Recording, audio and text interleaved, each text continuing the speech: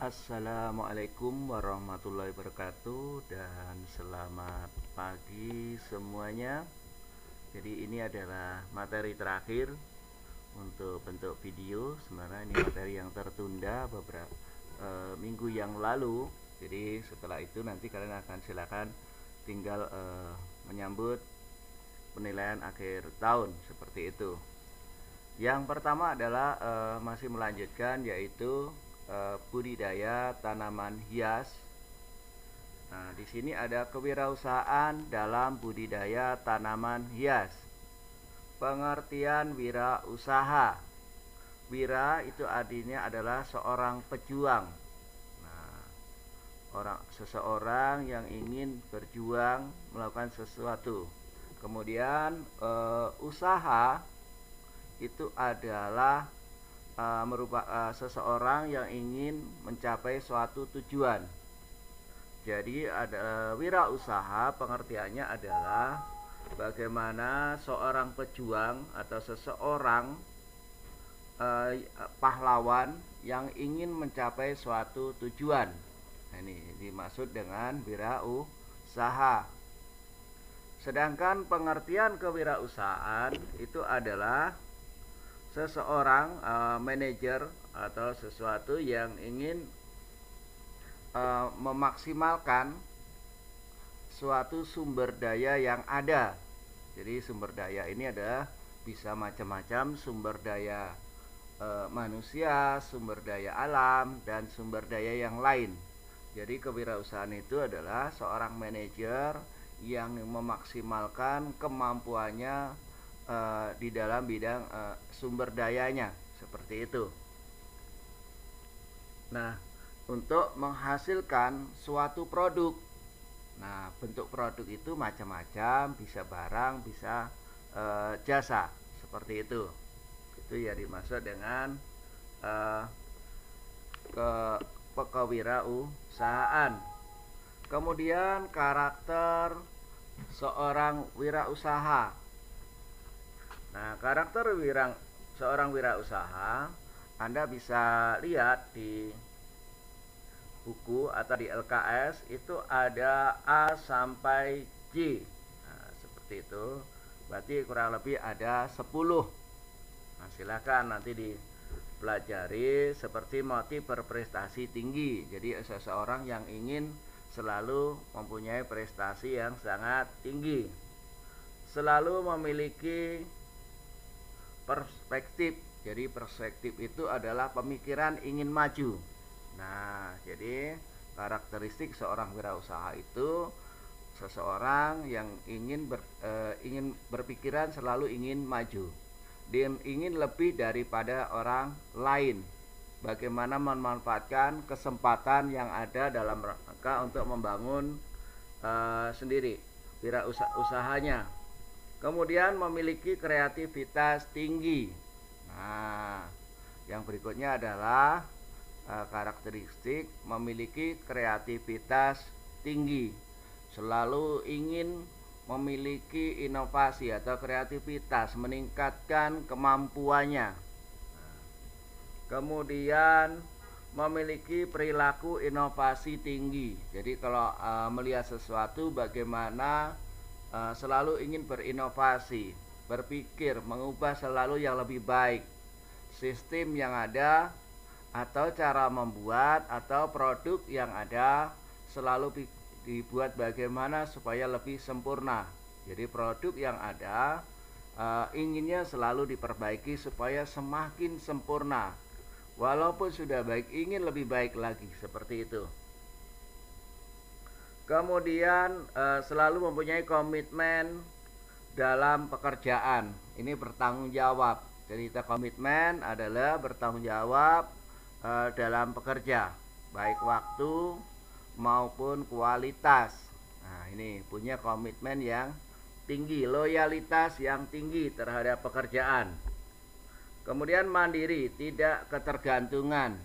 Nah, mampu mengupayakan sendiri. Jadi kalau ada masalah, tidak tergantung dengan orang lain, bagaimana memberikan solusi, untuk mencari solusi semaksimal mungkin. Berikutnya adalah berani mengambil resiko. Nah, dalam setiap melangkah, kalau sudah terjadi sesuatu, siap dengan resiko. Tetapi sebelum melangkah tentu perlu direncanakan, dipikirkan dengan sebaik mungkin. Setelah itu, apapun yang terjadi harus siap dengan resikonya. Seperti itu. Kemudian selalu mencari peluang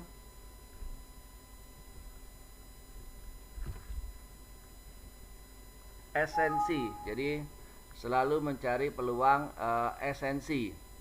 Jadi bagaimana membaca peluang. Jadi kalau mempunyai suatu produk, di dalam memasarkannya dan berinovasi supaya produknya itu diminati oleh konsumen, maka dia selalu berpikir mencari peluang yang terbaik. Nah, peluang ini bisa peluang memasarkan, peluang diminatin oleh konsumen. Itu selalu berpikir bagaimana supaya usahanya maju. Kemudian memiliki jiwa kepemimpinan, artinya bisa memanage usahanya. Nah, kalau dia punya anak buah, punya karyawan, dia harus bisa memanage dengan baik, dengan bijaksana, bisa adil, dan bisa memberikan pengaruh sesuatu itu lebih baik, lebih maju. Kalau dia sebagai manajer, maka dia bisa membuat perusahaan menjadi maju, penjualannya meningkat, seperti itu, omsetnya meningkat. Kemudian terakhir adalah memiliki kemampuan manajerial, mengatur. Memanage itu adalah mengatur semuanya. Nah, bagaimana mengatur waktu, mengatur keuangan, memanage cara memproduksinya, cara memplanningkan, termasuk pemasaran. Nah, itu semuanya. Nah, jadi seorang manajer mampu mengelola usahanya dengan baik dan harus memberikan suatu perkembangan lebih baik, lebih maju, bukan mundur, seperti itu. Wirausaha di bidang tanaman hias, tentu di sini tanaman hias banyak sekarang dan lagi tren di masa pandemi. Maka kalau ingin sukses di bidang tanaman hias harus benar-benar fokus satu jenis tanaman, atau mungkin maksimal beberapa tanaman tapi yang sejenis, seperti itu. Yang kedua, harus benar-benar menimba ilmunya, harus mencari ilmunya. Nah, banyak sekali orang berpikir sederhana, oh gampang belajar, tinggal lihat di YouTube. Oh, tidak bisa seperti itu. Tetapi kalau akan lebih baik itu belajar kepada orang yang punya pernah usaha di bidang itu atau punya pengalaman, maka itu akan lebih efektif dibandingkan hanya belajar menggunakan YouTube. Kemudian memilih tanaman yang abadi pasarnya, artinya ini adalah bukan hanya tren aja sebentar. Kalau tren itu hanya sebentar aja, habis itu orang udah jenuh, orang tidak minat lagi. Tetapi yang abadi itu bagaimana tanaman itu yang meminatin banyak orang, kemudian jangka panjang. Jadi bukan hanya waktu yang sebentar aja, tapi jangkanya adalah panjang, seperti itu. Waktunya panjang, tetap selalu diminati banyak orang. Yang berikutnya adalah memilih lokasi. Nah, memilih lokasi ini bisa lokasi untuk penjualan. Tentu kalau kita berjual tanaman hias di tepi jalan besar, tentu sehingga banyak orang lihat, maka dia akan menimbulkan minat. Tetapi kalau kita punya lokasi di dalam sekali, umpama jauh jarang orang lewat, itu juga akan memiliki pengaruh tersendiri, sehingga kecuali kita harus promonya dengan online. Nah, tapi kalau lokasi kita strategis, banyak orang lewat, maka tanpa online pun orang sudah bisa. Kemudian membangun kerjasama. Nah, jadi kalau kita punya wirausaha atau usaha di bidang tanaman hias, kita bisa harus kerjasama dengan orang-orang yang pembuat taman. Nah, sehingga dia adalah pembuat taman, sehingga bisa juga kerjasama dengan orang yang mensuplai media tanaman, seperti itu juga mensuplai orang-orang yang bisa mensuplai tanaman yang bervariasi yang tidak kita miliki, maka kita harus melakukan kerjasama dengan orang yang memiliki tanaman yang jenis yang berbeda yang tidak kita miliki, sehingga suatu hari ada orang memerlukan, kita bisa join seperti itu atau bisa melakukan suatu kerja sama. Kemudian membangun hubungan dengan pelaku. Nah, pelaku ini adalah pelaku yang menggunakan tanaman hias seperti tadi itu pemborong, pembuat taman, kontraktor yang memang membangun rumah sehingga dia perlu itu, atau tukang desain bangunan sehingga dia supaya model tanaman kita digunakan seperti, sehingga nanti suatu saat dia akan beli tanaman kita.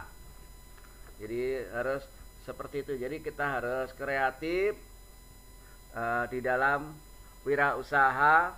Jadi kita tidak bisa hanya diam. Kemudian membangun hubungan dengan pengepul. Nah, pengepul ini adalah yang ini nih, para pedagang. Jadi pedagang khusus tanaman hias, mereka biasanya ada membuat suatu komunitas. Nah, kita harus gabung ke situ dengan pengepulnya. Nah, atau memang dia orang yang biasa ekspor ke daerah tempat negara lain, bahkan mungkin pengepul yang biasa dia jual untuk dijual ke daerah lain, sehingga kalau kita memiliki satu jenis, pengepul ini bisa menjual beberapa jenis sehingga kita tinggal jual ke mereka seperti itu. Itu perlu kita membangun hubungan sehingga kalau kita tidak mendapatkan pembeli perorangan, bisa kita jual ke pengepul. Kemudian peka terhadap tren dan perkembangan pasar. Nah, ini yang lebih penting. Jadi biasanya tren-tren khusus itu tanaman hias mana lagi populer, lagi tren, itulah dia biasanya yang paling laris. Contoh di awal-awal pandemi itu janda bolong itu luar biasa trennya, tapi sekarang sudah mengalami pergeseran pelan-pelan. Sekarang sudah hampir semua tanaman hias itu laku. Dan juga perkembangan pasar di masyarakat, bagaimana perkembangan pasar tanaman hias itu harus update terus agar kita bisa mengikuti penjualannya, tren penjualannya. Nah, ini adalah contoh-contoh jenis anggrek bulan. Nah, seperti itu. Nah, budidaya tanaman anggrek ini adalah beberapa jenis anggrek bulan.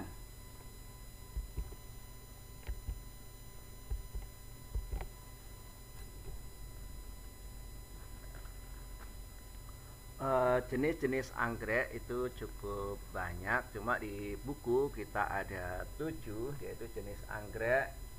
Yang pertama ada anggrek Vanda tricolor, terdapat di Jawa Barat dan Kaliurang. Kemudian ada anggrek Vanda, yaitu Hoki-riana, berwarna ungu berbintik-bintik, berasal dari Sumatera. Kemudian anggrek larat Dendrobium phalaenopsis.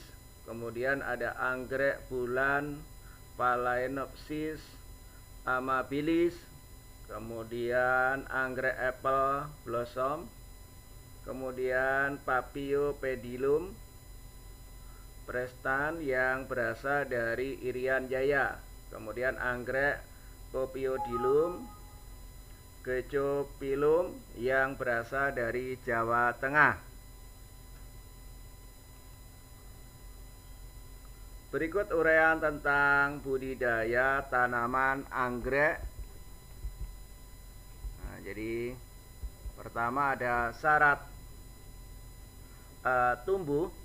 Nah, jadi yaitu syarat tumbuhnya apa? Yaitu pertama iklim, bahwa anggrek itu dipengaruhi pertama adalah iklimnya cocok, angin dan curah hujan tidak terlalu terpengaruh terhadap pertumbuhan tanaman anggrek. Jadi angin dan curah hujan itu tidak terlalu banyak pengaruh.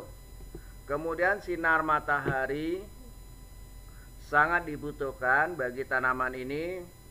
Kebutuhan cahaya berbeda-beda tergantung pada jenis tanaman anggrek. Jadi kebutuhan cahaya itu tergantung lagi karena banyaknya jenis tanaman anggrek.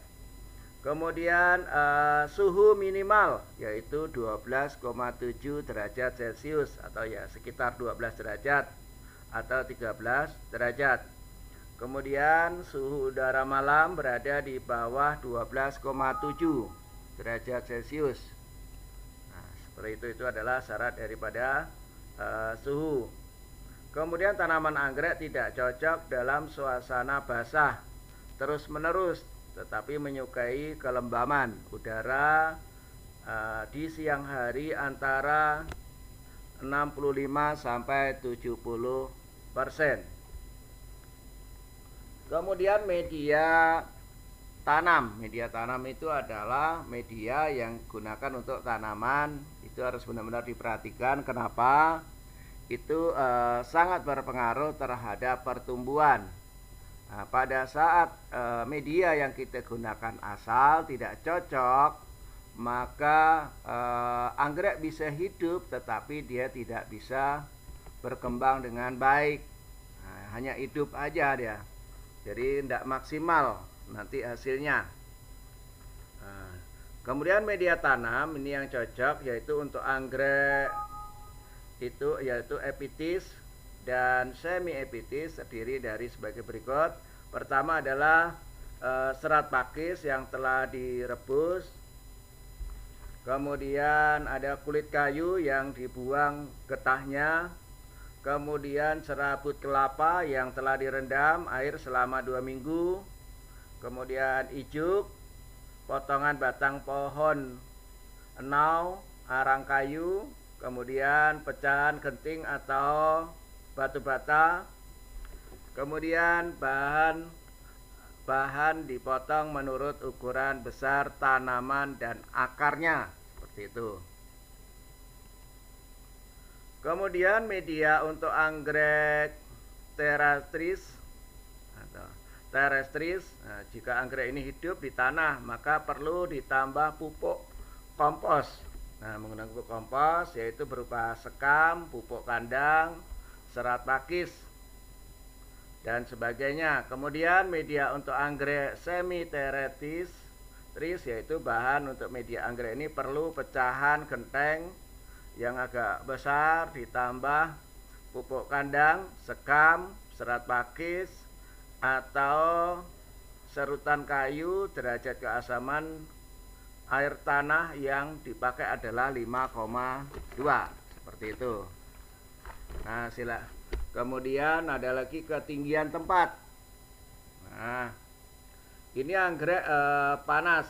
Jadi anggrek panas memerlukan suhu udara yaitu 26 sampai 30 derajat pada siang hari dan 21 derajat Celcius pada malam hari dengan daerah ketinggian 0 sampai 650 mdpl, yaitu di atas permukaan laut.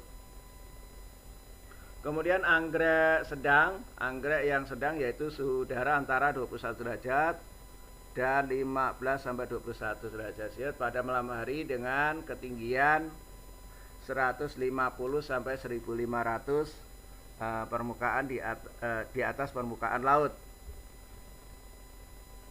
Kemudian anggrek dingin, yaitu anggrek dengan jarang tumbuh di Indonesia, tumbuh baik pada suhu udara 15 sampai 21 Celcius di siang hari, 9 sampai 15 pada malam hari dengan ketinggian di atas 1500 permukaan laut ini.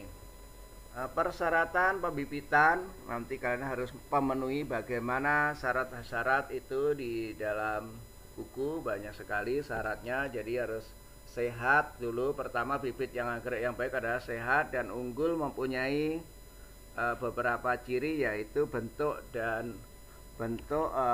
batang kuat, pertumbuhan pesat, daun subur, serta bunga lebat dan indah.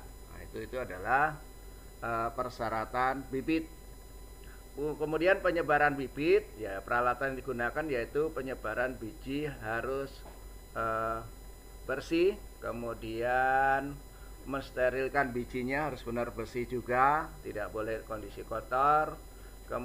Kemudian penyebaran biji anggrek, botol-botol yang telah disterilkan dapat digunakan untuk menyebarkan anggrek. Nah, seperti itu. Jadi semuanya harus serba bersih dan lebih hati-hati kalau ingin sukses. Kemudian teknik penyemaian benih. Nah, ini. Jadi harus benar-benar belajar bagaimana penyemaian benih sesuai dengan jenis-jenis anggreknya masing-masing, tentu dengan cara yang berbeda. Kemudian pemindahan bibit, silakan nanti dibaca di LKS bagaimana cara pemindahan bibit yang bagus, sehingga yang mulai sudah hidup nanti dipindah ke tempat yang terakhir, seperti itu. Kemudian pemindahan dari pot penyemaian. Nah, ini kan dari pot penyemaian itu nanti dipindah untuk ditanam di taman atau untuk mau dijual, ya silahkan. Itu harus benar-benar memperhatikan. Setelah tanaman pada pot penyemaian cukup tinggi, maka tanaman dipindahkan ke pot biasa yang berdiameter 4-6 cm yang berisi potongan genteng atau batu bata merah. Kemudian bisa pakis tadi yang menggunakan media yang sudah ditentukan. Pengelolaan media tanam, ini adalah tanaman dalam pot yang pertama. Kemudian ada media tanam dalam tanah. Jadi kalau menggunakan pot, tentu kalian harus pandai menyiapkan potnya dulu. Kemudian medianya harus sesuai syarat yang telah ditentukan. Banyak macam potnya sesuai dengan besar kecilnya anggrek dan jenisnya anggrek, itu harus benar-benar disesuaikan. Media tanam dalam tanah tadi sudah kita sebutkan. Di dalam media tadi salah satunya ada genteng dan zat keasaman tanah, itu juga harus diperhatikan. Kemudian teknik penanaman. Nah, ada beberapa jenis anggrek, itu teknik tanamnya juga berbeda-beda. Jadi harus memperhatikan jenis anggreknya. Ada yang menumpang pada batang, ada yang tidak harus menumpang pada batang. Itu tergantung jenis anggreknya. Nanti silakan dipelajari lebih detail. Kemudian ada pemeliharaan tanaman, dan kemudian ada penjarangan dan penyulaman. Jadi penjarangan itu jangan terlalu rapat pada saat menyimpan tanaman anggrek. Penyulaman itu adalah penggantian tanaman yang mati, sehingga kita sulamin, ganti, seperti itu. Penyiangan itu adalah penyiraman, harus kontinu sesuai dengan kebutuhan. Terlalu banyak air juga tidak cocok. Kemudian pemupukan, ini juga perlu dipelajari dengan baik sesuai dengan waktunya dan ukurannya. Pengairan dan penyiraman udah tadi termasuk situ. Kemudian waktu penyemprotan pestisida apabila diperlukan. Tapi kalau memang sudah bagus, tidak perlu dilakukan penyemprotan pestisida. Kemudian panen, ciri dan umur tanaman berbunga, salah satunya itu adalah saat mau panen, seperti itu. Kemudian cara memetik di sini. Cara memetik bunga bagaimana, itu harus juga diperhatikan. Perkiraan produksi ini harus benar-benar dipelajari. bagaimana cara memetikan bunga sehingga tidak merusak tanaman. Nah, itu penting. Kemudian perkiraan produksi itu adalah kapan bisa dijual, kapan bisa dipasarkan tanaman tersebut. Kemudian pasca panen yaitu pengumpulan. Nah, setelah dipanen kemudian dikumpulkan. Setelah dikumpulkan baru dilakukan yaitu penyortiran dan penggolongan, terutama dari jenis dan kualitas. Kemudian penyimpanan, nah disimpan sesuai dengan suhunya, harus tetap dijaga kualitas suhu udaranya itu. Kemudian medianya juga. Terakhir adalah pengemasan. Nah, pengemasan ini saat konsumen membeli maka harus disiapkan dengan kemasan yang baik. Peluang dan analisis budidaya, yaitu peluang usaha. Bagaimana kalian harus mampu membaca peluang yang ada agar kita tahu cocoknya kemana jualannya ini. Nah, harus dijual kemana tanaman ini, karena tidak semua orang suka dengan tanaman anggrek. Tentu kalian harus kreatif, terutama berinovasi di mencari peluang dalam rangka untuk memasarkan tanaman tersebut, bisa melalui secara langsung ke tempat-tempat keramaian, kemudian ke pasar, bisa juga dengan secara online seperti itu dalam untuk menjemput peluang ini. Terutama diupayakan punya tanamannya harus berkualitas. Tuh.